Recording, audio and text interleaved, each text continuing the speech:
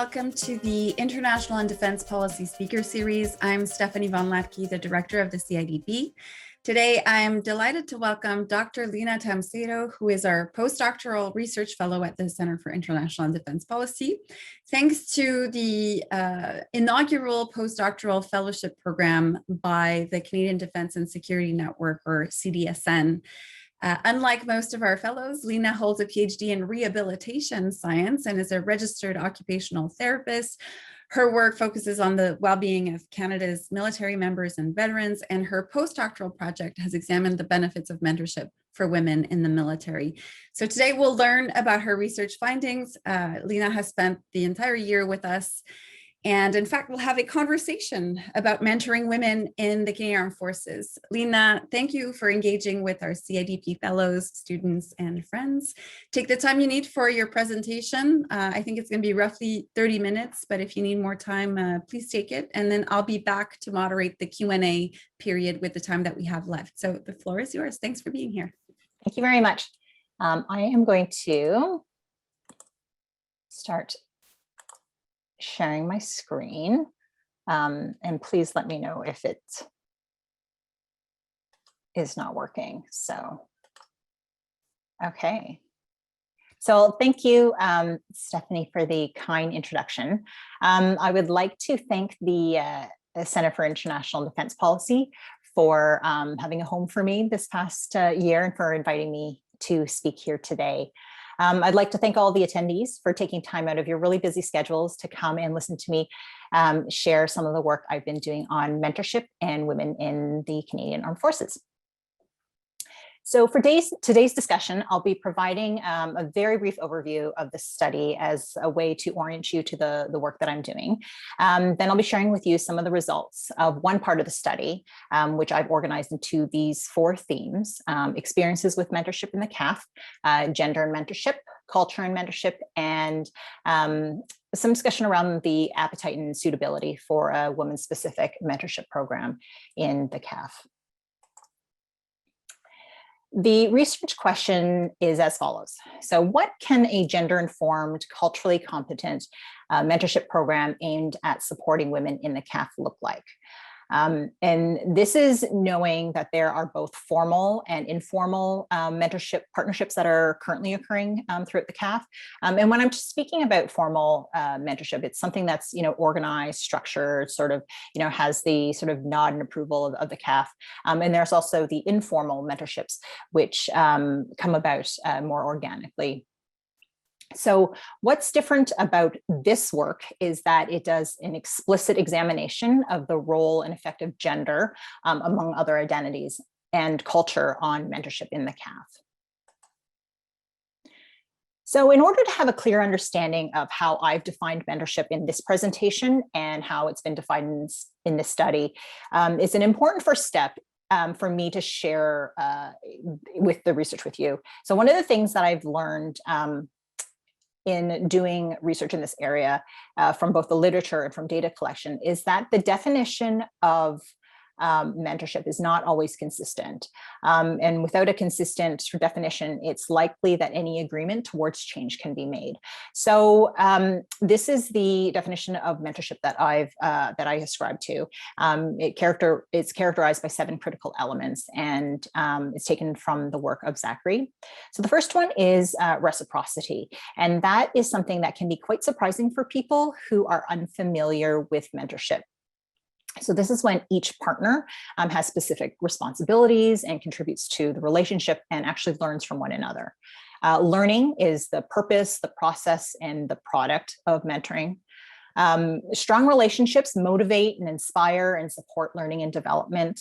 Mentors and mentees respect one another, and there's an established agreements that's anchored in trust. Collaboration. The mentor and mentee together builds a relationship, shares knowledge, and comes about a consensus regarding the mentee's learning needs. There are mutually defined goals at which the mentor and mentee work towards, and mentoring needs to promote the mentee's overall development. this is an overview of the research that is currently taking place in the development of the mentorship program. Started off with doing a review of the literature. So a scoping review was chosen as the method of doing that. And this was completed to identify gaps in the literature, as well as to inform the development of the interview structure and interview questions. So the results of the scoping review was previously presented and is actually the focus of an upcoming publication. Then interviews were conducted with subject matter experts, so people who identified themselves as being experts in mentorship, and interviews were conducted with mentors and mentees of the Canadian Armed Forces. Along the way, D&D and CAF mentoring resources were passed along to me for review. And I've also identified sort of non-industry specific mentorship resources that are going to be part of the review. So taking all this information, a mentorship framework is going to be created. And there are plans to create a study that validates the mentorship program once it's been developed. So today's presentation will focus on some of the findings from the interviews that have been conducted. So here's some information about the participants who were involved in the study. Initially, I had planned on having 3 distinct groups to interview and then conduct a comparison of the responses across the groups. Mentors and mentees ended up being in a single group, and I'll sort of explain that a little bit later on. There were 27 telephone interviews that were conducted. Unfortunately, given the pandemic, couldn't do any face-to-face or focus groups. So there were 28 individuals included in the interviews, and 21 of which were women. There was a fairly good representation across different elements and across ranks as well. A semi-structured interview guide was developed and included these questions. I was really interested in the 2 questions involving the storytelling of positive and negative examples of mentorship. This is known as the critical incident technique of data collection. What's really nice about this is it creates an atmosphere in the conversation where participants are able to tell a story and reflect on that experience, and does reveal some really interesting pieces of information. There were a lot of things that participants share with you that you will find common in any study. So any study that looks at mentorship experiences in the workplace was also being identified in this current study, but that's not the content that I'll be sharing with you. So what I'll be sharing with you are the comments, thoughts, and insights that really shed light on the unique experiences of mentorship for women in the Canadian Armed Forces. So the remainder of the presentation will be some of the themes that have emerged from the data so far. And I've chosen direct quotes from interview transcripts that really illustrate those themes. Portions of the quotes used in the presentation have been redacted to protect the identity of the participants. So with every conversation I had with participants, I always started with getting a sense of their experience with mentoring. So how they got interested, how they've been involved, who they've mentored, who they've been mentored by.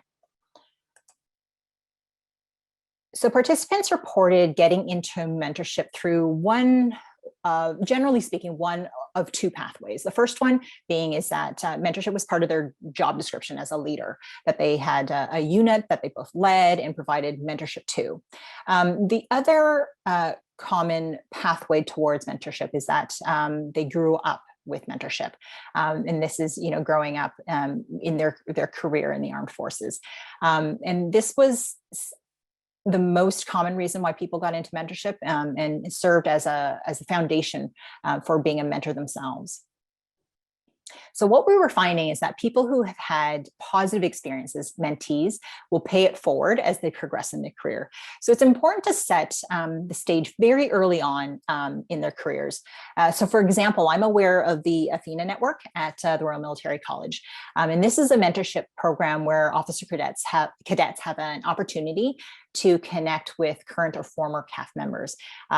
And in my opinion, this is an excellent way to start a woman's career where they can learn about mentorship and leadership and benefit from that and hopefully become a mentor themselves. So there were also other reasons why and how people became mentors. So this participant shared with me about her personal journey of sexual misconduct early in her career as a cadet. And she herself has been sharing this experience with other women.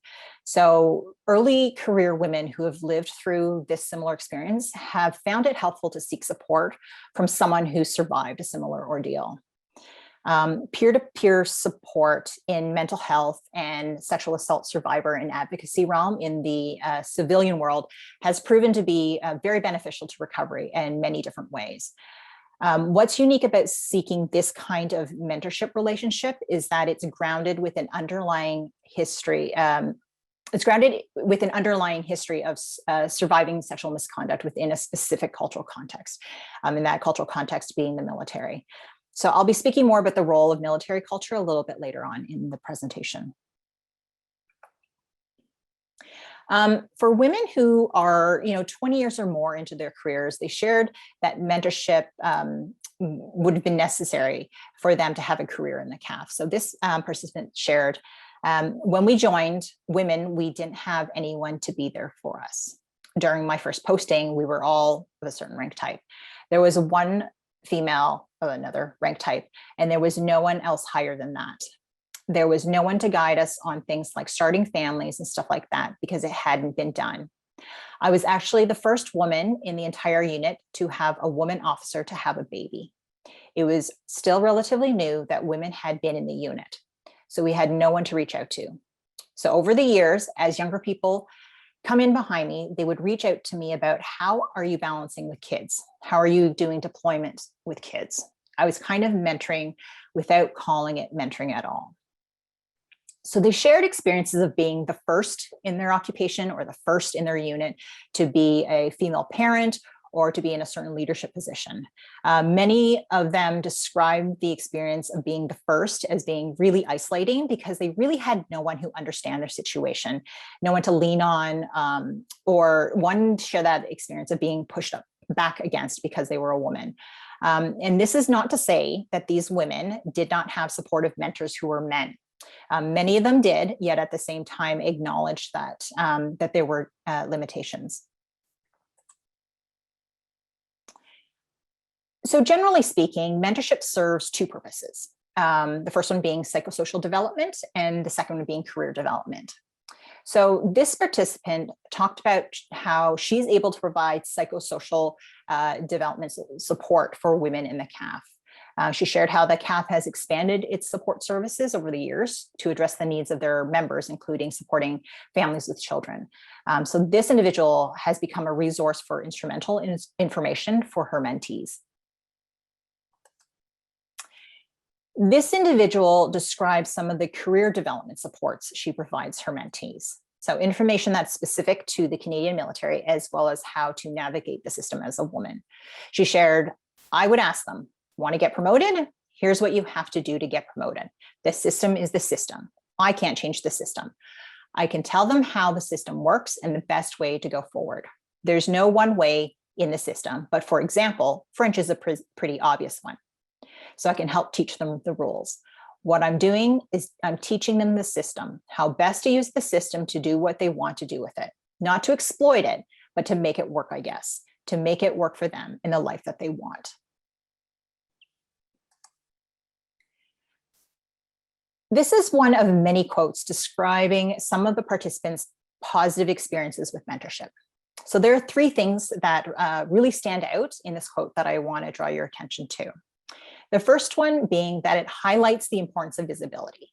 So for women to see other women within the organization who are high achieving, that they can look up to aspire to be, and this is based a lot on the shared experiences of being a woman in the military.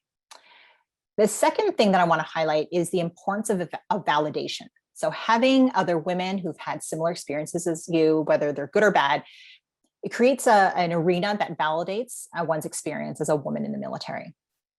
And the last thing I want to highlight is that it creates a support structure or a support network for women in the CAF who are often overlooked or pushed aside. So going along with my previous slide about creating a support structure is the benefit of amplifying the voices of women. So particularly the voices of women who are early in their careers and coming through. So what I'm hearing is that mentorship provides a mechanism that women are using to express their intolerance for things such as sexual misconduct, and as a way to sort of push culture change. The support structure is providing women with the confidence and the ability to speak up in a way that was unavailable to those women who came before them.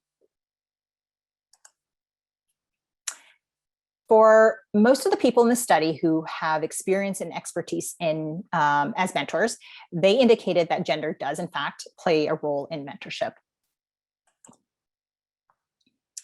So there's no consensus in the research literature that mentorship pairs should be either a mixed gender or same gender pairing.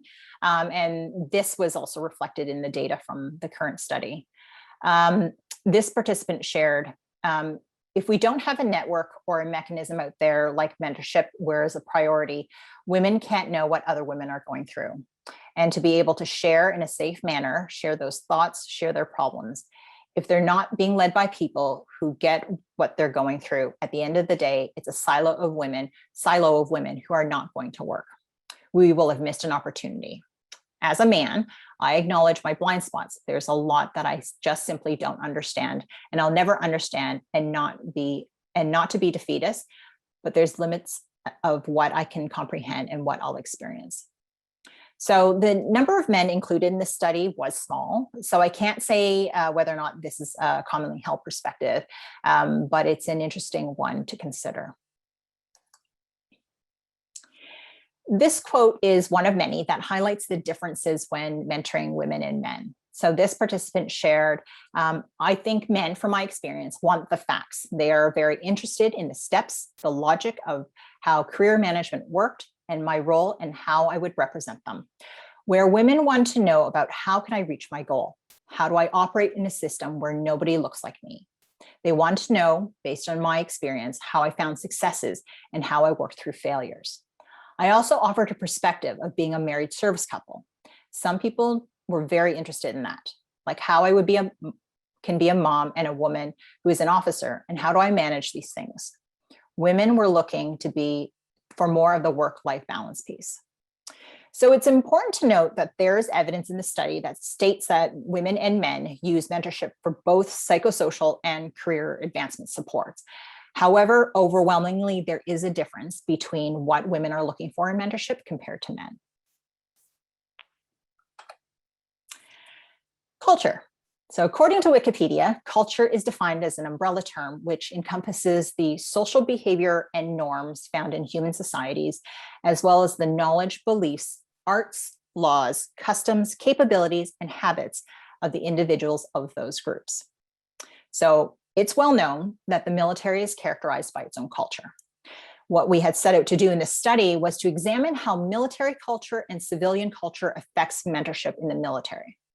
So what we've learned is that there is more than two cultures at play that inform women's experiences in the military, and in turn will inform what mentorship can and should look like. So this quote reads, but you know what I would say for the majority of women that I've spoken to, the concern is always, how do I balance the work-life situation? Most women are concerned about how can I do it all and survive as a mother, as a spouse, as a CAF member, as an operational warrior. How do we do it? Given, sadly, the traditional roles that most women are still stuck with. So there are two cultures that I want to draw your attention to in this quote. The first one being the work-life balance culture, and then the gendered Canadian culture. And these are examples of the wider, broader cultures which the CAF functions within. So when this statement was shared with me during the interview, my mind went directly to two things. So the first one was how completely relatable this sentiment is to me as a woman who has worked outside of the home. And the second one is how it contrasts to some other Western cultures, specifically Scandinavian culture. just so over the past couple of years, I've been fascinated with Scandinavian culture and sort of learning about it, and how they as a society, generally speaking, are high achieving, happy, and have a pretty good grasp of gender parity. So I'm not speaking as a sociologist, so I'm just speaking as someone who has this, interest in another culture. And one of the things I learned when learning about sort of Scandinavian culture is that the dominant workplace culture in countries like that is that of work-life balance. So they really emphasize work-life balance. So my understanding is that people arrive at the office at 9 and then leave at 5, and that parents with young children will leave earlier to pick up their children. And I've heard that people who stay late on a regular basis are often spoken to by their managers just to find out, what's keeping them at work such late hours. So the first piece of this quote is that work-life balance is around work-life balance and acknowledging that this is not the dominant culture in Canada. So as it's not a surprise that it's reflected in military workplace. But what was interesting when doing the literature review is that this idea of work-life culture in the military is being discussed in the literature. So this idea of work-life balance in military work could be a possibility. The second culture I want to briefly touch on is around the gendered Canadian society, and how that plays a significant role in the types of support women are looking for in a mentoring relationship. So for some participants that I spoke to, they talked about a military workplace where gendered caregiving roles are accepted and embraced, and their leadership really encourages this work-life balance. Well, for some other women, these caregiving roles that they have really clashed with the more sort of traditional work culture in their workplace. And often this has led to feelings of guilt, and for some, having a conversation about leaving their careers behind. So being a civilian myself with no personal knowledge or experience with the military, and when I say no prior, I meant prior to me doing my graduate work, I found this quote particularly interesting. So this woman shared, so the Navy is very hierarchical, very traditional, and a little bit stodgy. I guess the same could be said about the Army. I find the Army gives a little bit autonomy to people. They expect younger people to take action. It's not as rigid as you shall do this position before you progress. I think the Navy has a little bit more of a class structure, whereas the Army, their officers die in the field with their soldiers. And so the camaraderie is a little bit different and a little bit more familiar.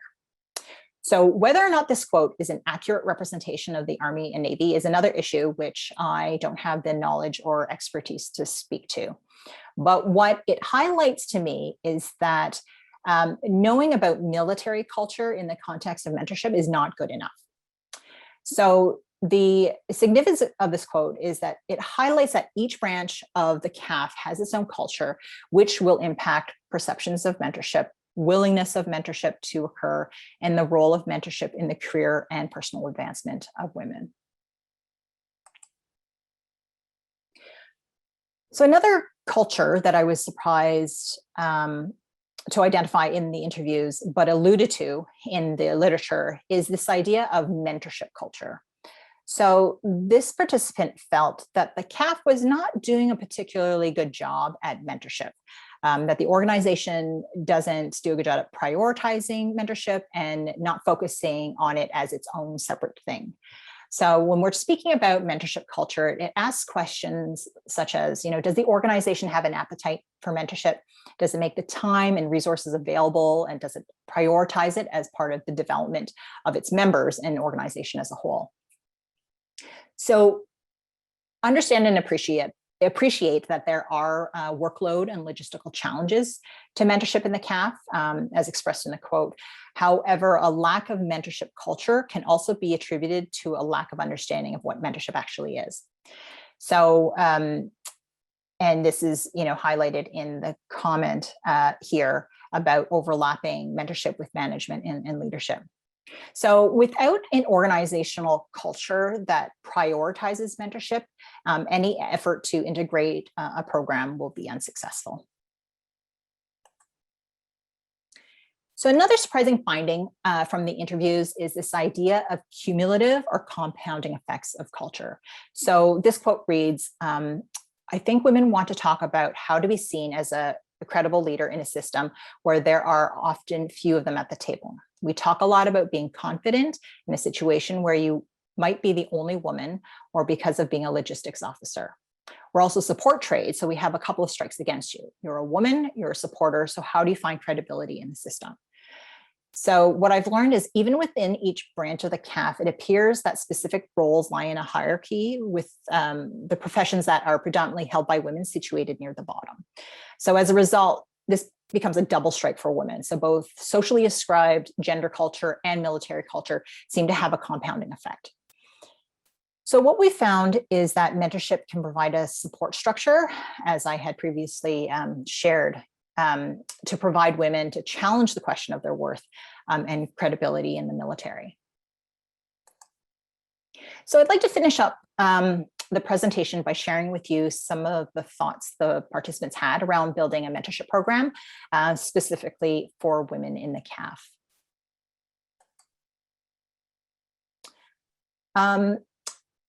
So there were a few participants who did not feel that gender should have any bearing on mentorship in the military.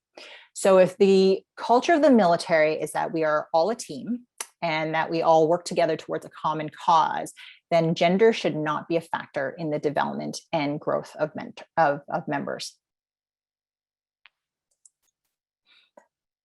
Something also came up, which I thought was quite interesting. A couple of people talked about sort of the nature of women's personalities is I guess the best way to describe it, as a reason why mentorship for women in the CAF may not be desirable. So this is one example of this nature of women's personalities. Relationships between women are often strained relationships because we're very competitive, or I don't want to use the word petty because I don't think that is accurate. But we are competitive in a different way than men are. So therefore, the all-woman mentorship program may not be a benefit for some women. So these hesitations around an all-woman, single gender mentorship program in the CAF are also important to consider as this is being developed. But there were a lot of support for such a program that came out in the interviews. So such as this individual who shared, having a female mentor helps younger women or women like myself take off the blinders that we don't even know we have. It helps us more effectively deal with self-limiting thoughts because you have all that gender stuff tied in. Whereas men, sure, they're parents, but they don't get stuck with being at home with the babies or the tough decision of, do I take this maternity leave or do I go back to work because I don't want to be penalized or be seen as a slacker. So there's a lot of unique gender issues that women have to deal with. And just a couple of final notes that I wanted to share with you from these mentors and mentees that I had the privilege of speaking to. So with regards to advice for current or future mentors, this participant described the importance of knowing yourself in the role of the mentor. So what can you offer? What are you willing to share? What are you not willing to share? And what advice would you give your younger self?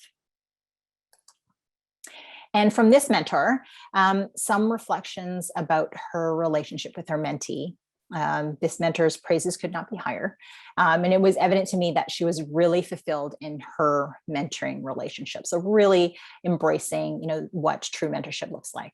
I also just want to add that I had the privilege of interviewing the mentee referred to in this quote, of course, without either one of them knowing about it.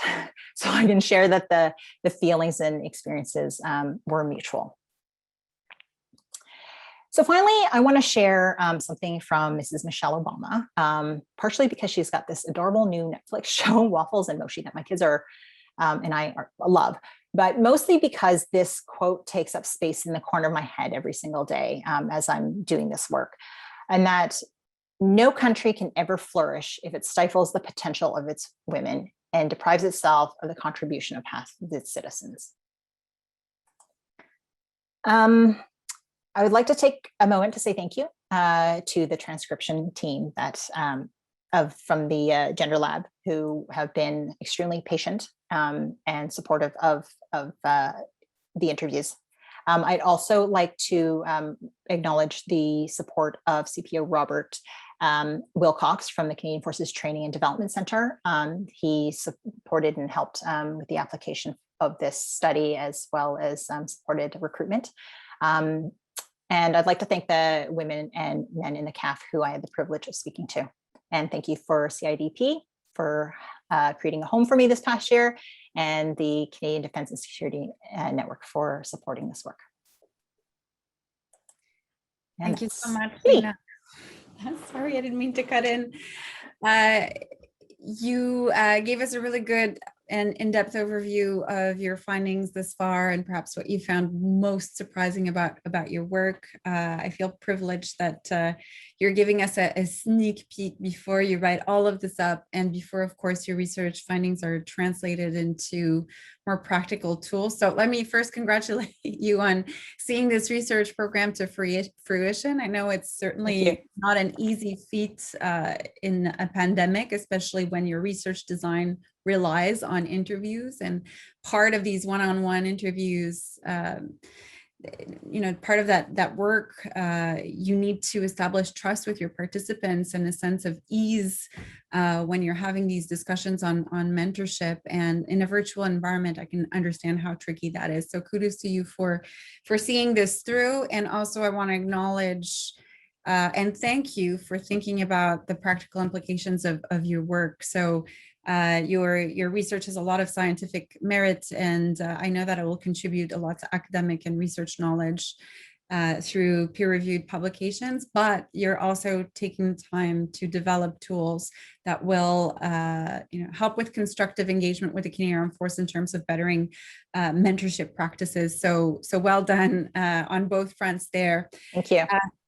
We have several people on this webinar, and I would invite any of them who wish to ask a question to do so now using the chat function, or the chat function. I will monitor this Q&A and relay those questions as they come. But as we wait for that, I had a few questions of my own, a few things that I have my notes here and I was struck by. The first one is about this mentor and mentee distinction that is, of course, central to defining the terms of a relationship. And I think we tend to focus a lot on the mentee, right? Because the needs appear a bit more obvious. You're trying to navigate a system. You're trying to get advice and suggestions on how to progress and be successful within that organization. I'm wondering, and you allude to this in the last slides, we get to understand a bit more the incentive structure for mentors to invest time into these mentorship relationships. But I wonder if you can maybe tell us a bit more about mentorship goals from the mentor's perspective as opposed to the mentee's perspective, and delve a bit further into that based on the interviews that you conducted. And I think that's especially important given what you said earlier about the system right now maybe not being as permissive as we'd like it to in terms of fostering those mentorship relationships, which would need resources dedicated to that, professional recognition of mentorship initiatives and efforts and so on. So if you don't mind just telling us a bit more about what the mentorship goals and objectives might be from a mentor perspective, so that we can think about highlighting the incentive structure to invest time into that when the system doesn't necessarily provide those incentives naturally. Thank you. Thank you. Very good listening skills. Pick up on all that. So for the mentors, I think fundamentally they're doing it for very altruistic reasons, right? Because they have benefited from, for all those reasons that, I shared, from mentorship. So the things that, they got a lot of support and guidance, and I also have to add, and I've mentioned this before in another talk, is that the people that I spoke to is a very specific population. So I'm speaking to people who have an investment in mentorship and want to see it succeed. So these are people who are already doing mentorship. out of sort of like, I guess, the goodness of their own heart and want to see sort of the greater good of the organization move forward. So these are people who are already convinced of the benefits of mentoring. What mentors have told me, what they get out of it is that they're able to sort of hear, what the issues are coming up.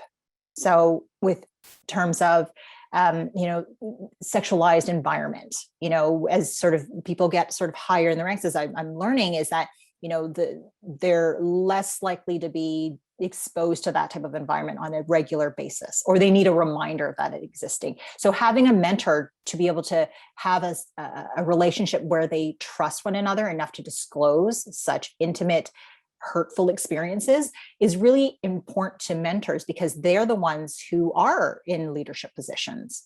So, I mean, they're in leadership positions because they've received excellent mentoring themselves over the years, and as a result want to help those coming up behind them. But they've also indicated that, because they're sort of hearing the noise on the ground, they're reminded of what the critical challenges are, in order to sort of, support that culture change. So that has really sort of come out. So, and it's interesting because when I, put the call out to talk to mentors and mentees, the vast majority of people who came to me identified themselves as mentors. So I had, a few mentees who were like, no, I'm mentees. But once I got talking to them, turns out that they were also mentors to those people sort of behind them. So it gets really clouded in terms of like who is what, because people that are mentors are also mentees. Right. So it's more of a continuum, I think, than sort of this distinction, and sort of the reasons why people engage in these relationships hold true sort of throughout their careers. Thank you. That's another important point to raise, is that you can be a mentor and a mentee simultaneously, and both roles throughout your career, really. We have a few questions from the audience, and also it might be a good idea, maybe before we close, to put that slide up again with your contact information, because I know some people will want to follow up. Sure. Maybe I'll be forgiven for my rude interruption as you were sharing that slide. So, but I'll go ahead and share one of the first questions that came in that starts off by praising you for your fabulous talk. And the question is this: what did you find in terms of your participant from your participants in terms of support for a formal versus informal program? Also, will you be able to make recommendations for a mentoring handbook after your research is done? So maybe going a bit more with regards to those who have planned. And certainly there's a recognition that would be helpful for anyone, whether this is to support formal or informal mentorship. Okay, thank you for that excellent question. So I'll do the last part of the question first. So yes, there will be something practical at the end, and it sort of give you a little bit of background of who I am. So I'm a registered occupational therapist and practicing for 20 years. And so as a practitioner, I always want to sort of support, applying evidence-based practices, to everyday practice. And one of the challenges that I experienced was that people were not getting that sort of knowledge translation from research to something practical. So as a result, I sort of went and did it this way, and now I'm sort of creating the knowledge. So instinctively, as sort of part of my training, it's always been to look at the research and then applying it. So my goal is to create a product at the end of the day where people can pick it up and use it. So this is not to dismiss. There are some excellent resources that are already available within D&D and CAF. So I've acknowledged that in the presentation. But what is slightly different about this is that it really emphasizes and takes the evidence from their own people to have something that is hopefully much more applicable to them, because it's sort of drawn from Canadian evidence. So it's much more relevant. Your second question was around what is sort of the, I guess, appetite for, formal versus informal. So generally speaking, people would like sort of some sort of formal mechanism for mentorship for several reasons. One of them being is that mentorship is often gets muddled with leadership, and people aren't getting specific mentorship training, and they realize the benefit of that for individual growth and for organizational growth and development. So people would like to see some sort of distinction of mentorship from leadership.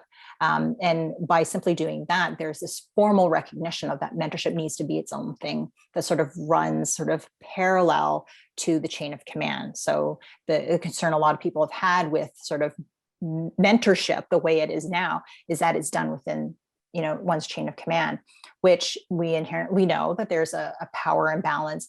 And what mentorship truly is it doesn't have that power imbalance. There's this reciprocity, there's this give and take, and there's a certain level of sensitivity and disclosure that happens in that type of relationship that people aren't quite sure, and rightly so, in a more sort of traditional, you know, chain of command relationship. So having something that's recognized, that's supported and runs parallel to the chain of command is something that people want.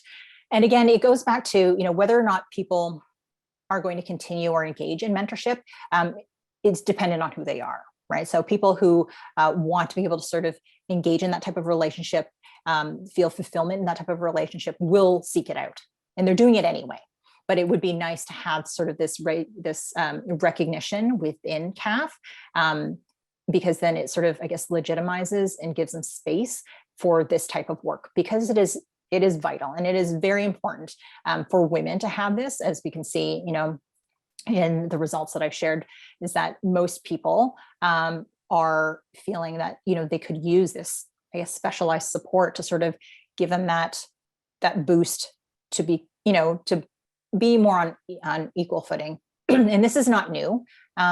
This is not a new idea to the Canadian Armed Forces or organizations like this. This has been done in the States predominantly, where, you know, police services and sort of little, you know, small groups within the military have created mentorship programs specifically for women. In terms of efficacy, we haven't seen that. There hasn't been robust studies done in terms of how effective these are. Mainly because mentorship is very difficult to I guess, test in terms of effectiveness, because it's such a fluid sort of construct. I hope that helps. Answer your question. Thank you. There's another question that's a little bit related to that formal versus informal distinction. So I'll go to that one right away. And it asks how you feel about a mandated approach to mentorship where relationships are assigned versus natural alignments that come together based on similar interests. Yeah, so that came up a lot in the conversations. I personally want to find that middle ground, because once you start mandating something, people, you know, get their backs up a little bit and just feel like it's just another task I have to do. Right? People are already, there's so many demands on our CAF members to begin with, and to add mentorship, it's supposed to be something to sort of enhance your relationship with the organization, with your personal growth, and people don't want to feel like it's something they have to do. So I think that when we talk about formalizing a mentorship program in the CAF for women, means having structure, having some sort of way to match people, having opportunities, creating opportunities for people to meet one another, have designated time to connect virtually or in person, having workshops, having formal education, giving that people that option if they feel that it works for their personal growth. And so not mandating it, it being sort of an item on our checklist, right? That it's just a slight shift in perspective on how mentorship should be presented. So I'm really in favor of creating a mentorship culture versus mandating it. Excellent. That makes a lot of sense. There's another question here from Chris Nobrega. Hi, Chris. Lena, thanks for that presentation and insight. That was very informative. Can you comment on the differences between age groups in terms of mentee-mentor relationships? And a few follow-up questions here. What was the common experience with the rank difference between mentors and mentees? Did participants report an ideal rank separation? So age was less so of an issue between mentors and mentees.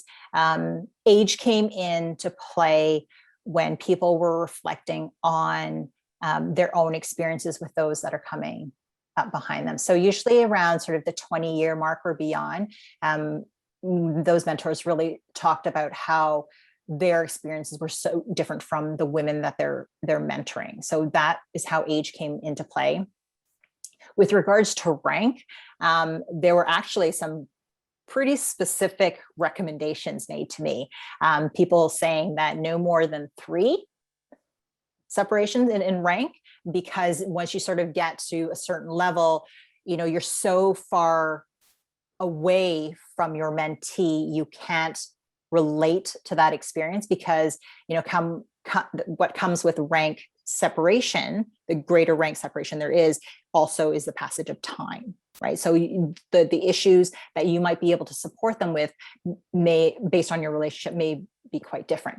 However, I must say that, I personally, this study gave me a great opportunity for me to look at my own mentoring experiences. And I must say that, one of my mentors comes from a completely different background, academic research background as myself, is, a older white male, so very much different, but there is also room for multiple mentors.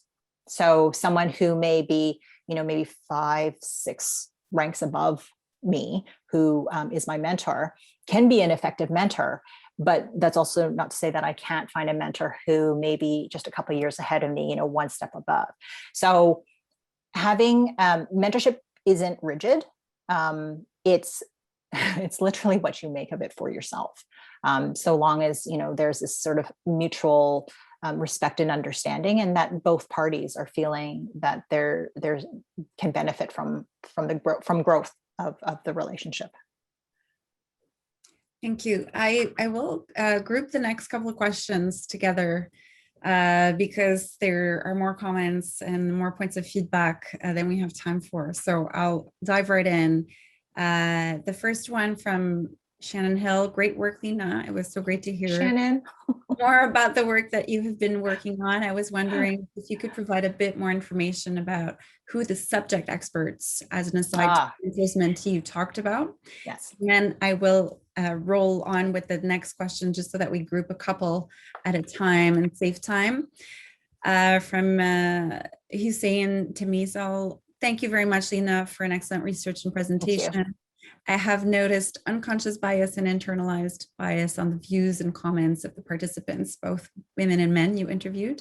I consider that introducing a well-planned and well-prepared gender equity and diversity awareness policy for all members of CAF and well-structured mentorship programs for women in the CAF will help to mitigate the challenges and stereotypes faced by women in the CAF.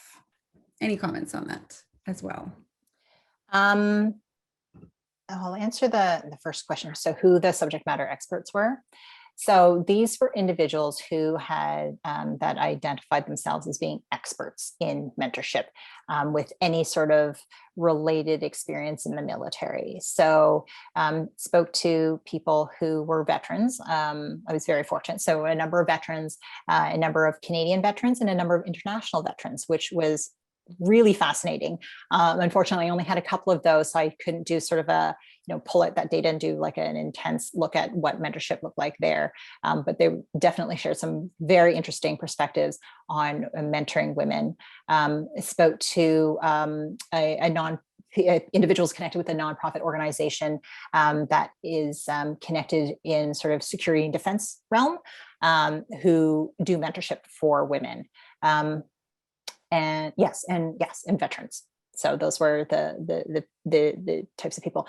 As for unconscious bias, and I definitely think that, I wanted to look at identity within this, but was limited because it's such a big piece of what mentorship could look like. So that's why I specifically chose to just focus on women as the identity piece that I looked at. But I definitely feel that, as we have a better understanding of equity, equality, and inclusion and what that might look like, that those perspectives and those recommendations can definitely be embedded in. I think it's a very complex. Mentorship is quite complex and it's quite layered.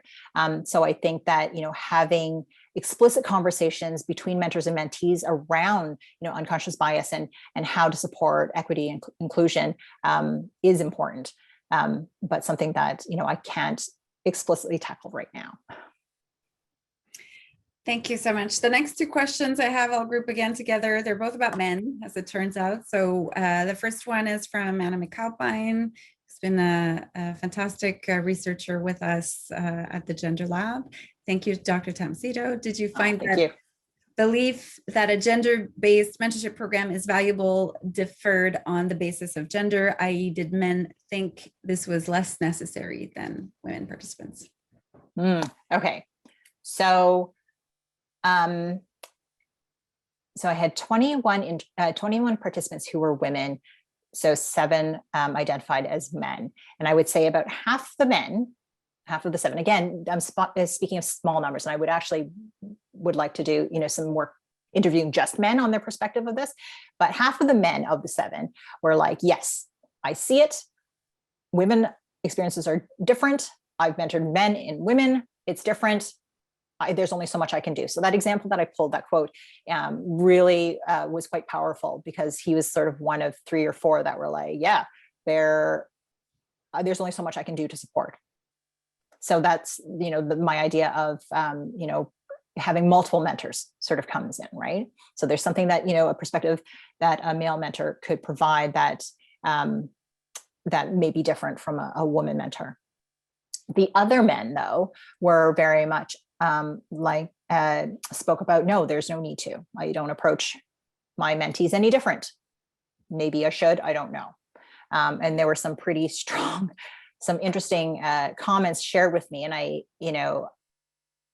really need to keep my hat on as a researcher to not react. But some of the comments were quite surprising. And it was great because people felt comfortable enough to sort of disclose their perspectives, but it was very much like, you do have to be different when mentoring women because of women's nature. Women are, more sensitive. So you have to sort of watch what you say and that sort of thing. So different, but not in different kind of the way that I was approaching it, but different in going back to the sort of the nature of women being sensitive and, more sensitive to comments and direction. So I would ideally like to speak to more men on their perspectives on this. But again, I'm being very sort of gender binary at this point, for just sort of the sake of sort of focusing the study. And I realize, there are huge gaps in the work that I'm doing in addressing gender appropriately. So I do acknowledge that. And the second question on men is the following. Could you offer insights into the benefits of male members being mentored by females? I would think that might help improve the cross-gender understanding of issues as well. A question to Salar. Yeah, that's a great question.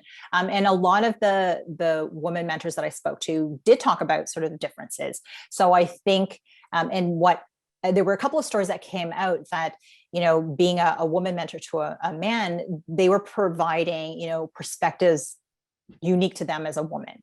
And as a result, really sort of enhanced the learning of their male mentors, who did come back and go, you know what, I never thought about that before. I'm looking at things a little bit differently now. So I think that there are some definite benefits to cross gender mentorship pairing, which is why the literature has said, it isn't sort of one or the other is best.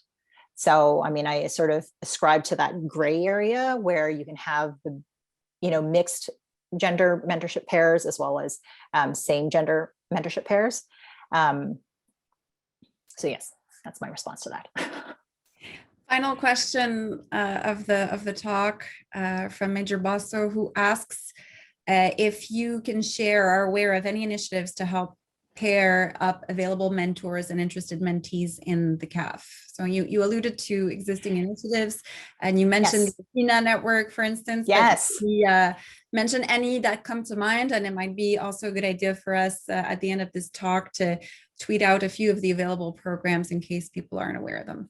Yeah, so the ones that I think of offhand, so there's and I'm going to get the name wrong, but CPO Wilcox oversees a mentorship program for women, and I'm not going to even attempt the name of it because I'm going to get it wrong, but it's a mentorship program within the CAF that pairs up. And those individuals were sort of given the information of this study, and they're the ones that came forward. So again, I'm tapping into a committed group of people already to participate in this study. So there's extreme bias in that. So there's that organization. There's the Athena network, which I am very excited about because it taps into sort of early career women. WISE Canada has a mentorship matching program. Elevate Aviation came up a number of times. But again, I'm prefacing because I'm very aware of who I spoke to. It was very, the snowballing sort of effect was very small. It sort of, once I tapped into a group, they would tell their own group. So I'm sort of tapping into sort of the same group of people. So those were the sort of the big ones that I spoke of, and people were quite forthcoming and giving me information about these mentorship programs. Wonderful. Thank you. So this is about all of the time we have. Thank you so much, Lina, for sharing your research today with everyone. And I hope that when the articles and the tool comes out, we can have another little check-in to talk about the implications of your work, and certainly we'll be promoting actively via CIDP channels and platforms. So thank you so much for your openness and candor as well in answering the questions. Before I say the final thank you, I also want to make a quick plug for next week's CIDP speaker series. We'll be featuring our U.S. Army Visiting Defense Fellow, Colonel Bullen. So he will be joining us next Tuesday. But before I say goodbye, thank you once more, Lina, for sharing your research with us today, and have a great day. Thank you, everyone, for attending. Thank you, Stephanie, for moderating. Pleasure. Thanks, everyone. See you next time.